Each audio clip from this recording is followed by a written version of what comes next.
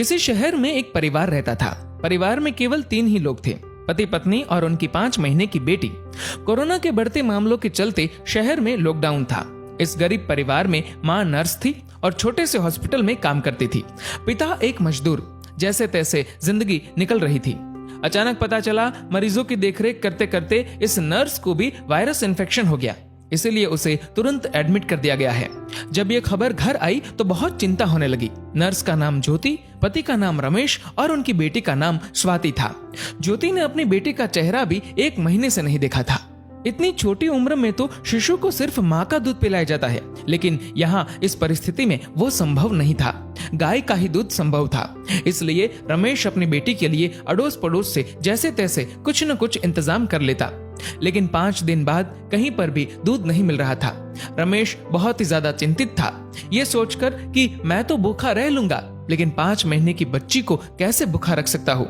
एक दिन तो जैसे तैसे निकल गया, लेकिन अगले दिन अपनी बेटी को सुलाकर पूरी एहतियात के साथ घर से निकला और अनेकों दरवाजे खटखटाए, लेकिन कहीं पर भी दूध नहीं मिला।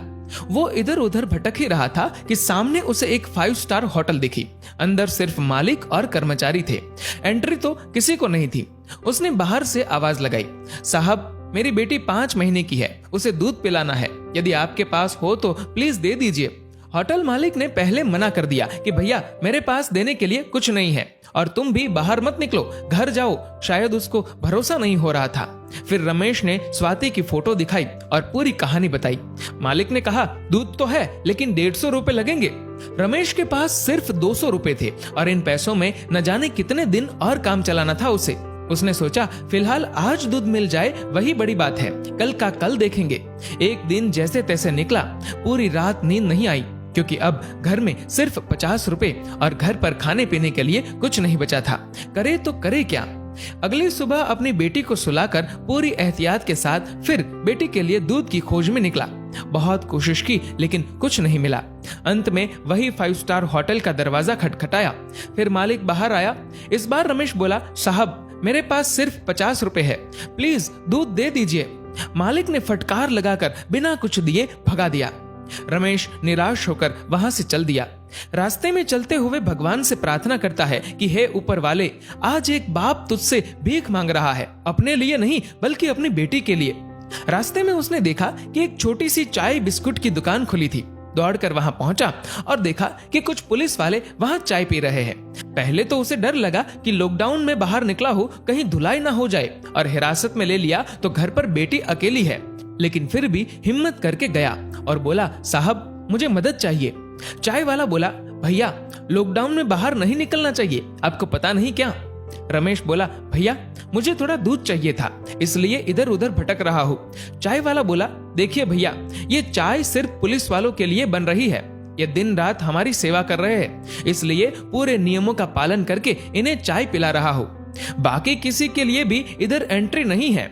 आंखों में आंसुओं के साथ रमेश बोला, भैया एक बाप आप सबसे भीख मांगता है। मेरी 5 महीने की बेटी घर पर अकेली है, उसकी माँ नर्स है और उसको भी वायरस इन्फेक्शन हो गया है, इसलिए एडमिट कर दिया है। बच्ची को दूध पिलाने वाला भी कोई नहीं है। इतना सुनते ही चाय वाले की आंखों से आंसू बहने लग गए। वहां जो पुलिस वाले चाय पी रहे थे सब के सब खड़े हो गए।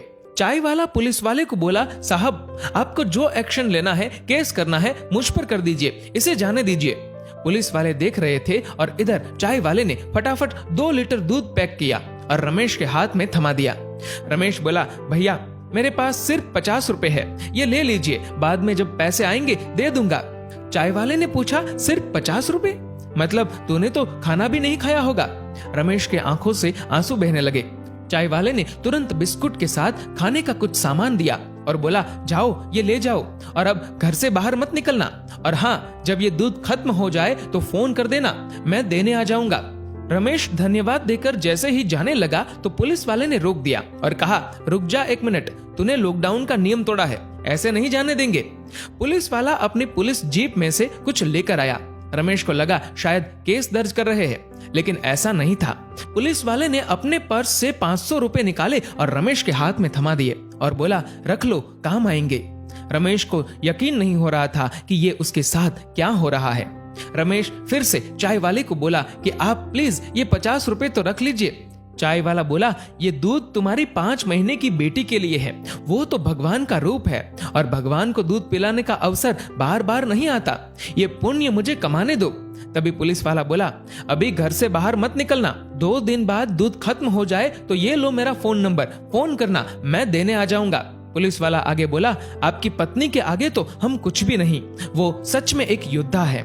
रमेश मन ही मन सोच रहा था कि कौन कहता है कि भगवान नहीं दिखते। ये जो मदद कर रहे हैं वो इंसान के रूप में भगवान ही तो है। रमेश घर पर पहुंचा और खुशी के आंसुओं के साथ अपनी बेटी को दूध पिलाया।